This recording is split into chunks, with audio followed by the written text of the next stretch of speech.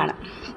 The rifle in the shooting sport is single loaded in -mm caliber which is used across all events. 5.6 mm.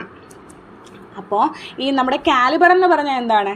Calibre എന്ന് പറഞ്ഞു കഴിഞ്ഞാൽ ഈ ഗണ്ണിൻ്റെ ഉള്ളിലുള്ള ആ ഒരു ഡയമീറ്ററിനെയാണ് നമ്മൾ കാലിബർ എന്ന് പറയുന്നത്.